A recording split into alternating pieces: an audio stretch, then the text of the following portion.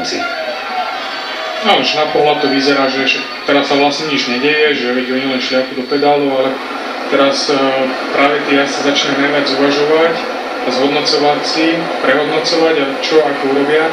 A ešte čo sme vlastne nepodali je dôležité doplňanie energie, čiže oni teraz majú priestor na také posledné poriadnejšie sa najedenie, čiže nejakú tú stravu, ktorá by nemala obsahovať len sacharidy, ale mala by obsahovať aj správne ľahkostraviteľné bielkoviny. A ešte nie je žiadne gely.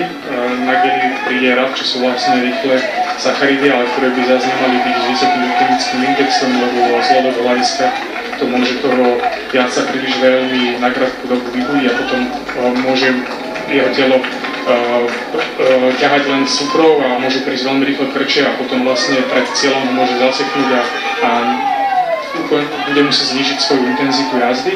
Takže teraz ešte treba sa naozaj dobre občerstviť, po prípade odložiť nejaké oblečenie, povyhádzovať fľašky, ktoré by mohli zavádzať, zobrať si len tú jednu do toho záveru a pripraviť sa teda aj mentálne na bolesť, ktorá v tom kopci bude.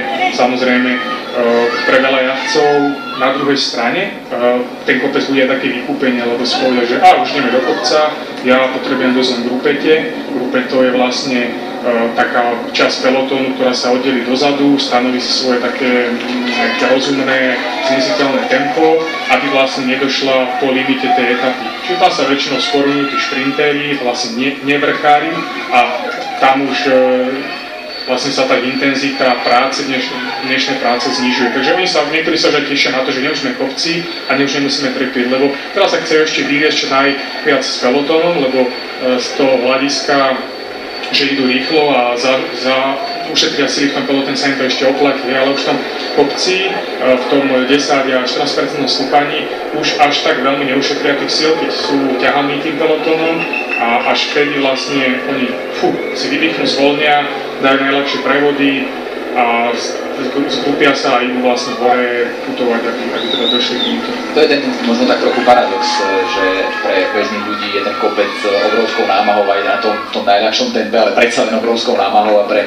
trénovaných cyklistov je výjazd dokonca v podstate uvoľnením, dá sa povedať. Áno, je to tak, vlastne vrcholoví cyklisti disponujú takou neskutočne vysokou aerobným základom. Keď si predstavíme, že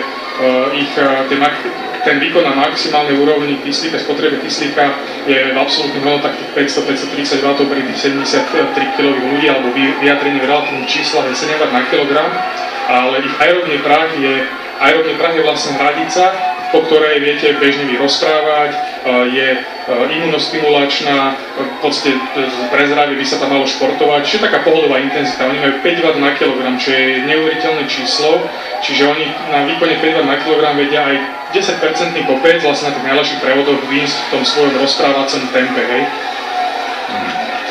Tam je naozaj veľký rozdiel medzi tým bežným, obyčajným cyklistom, netrénovaným, alebo rekreačným cyklistom a profesionálnym. Možno by bolo zaujímavé, môžem porovnať vlastne ja aj s kolegom Matejom Vyšňom, teda Matej Vyšňov už nepreďka ešte predtým tento rok, tak naše parametre môžu byť o nejakých 1,2-1,3 W na kilogram nižšie ako tieto svetové, čo je teda obrovský rozdiel, ale stále je to akože celkom relatívne dobré. Si predstavte, že teda ten Contador má 7 W na kilogram, tu ten strop, ten maximálne spotreby kyslíka, 5 W na kilogram má ten aerobný základ, kde vie ešte rozprávať, hej. A ja mám ten strop 6 W na kilogram, čiže o 1 W na kilogram menej, ale ten aerobný základ má nejakých 3,8-3,9 W na kilogram, čo je obrovský rozdiel, hej. A nejaký bežný hobby cyklisti môžu mať 2 W, môžu majú, ktorý je 2,5 W na kilogram. Čiže podľa toho sa samozrejme odvíja tá rýchlosť, hej, že keď on má 2,5 W a ide do toho stredného kopca a ten Alberto má 5 W, tak on dokáže ísť aj raz tak rýchlo do toho kopca, hej, že by sa tam trápite 8 km za hodinu a okolo vás 16-17, keď stojíte pre frčí a ešte sa rozpráva pri tom. Hej.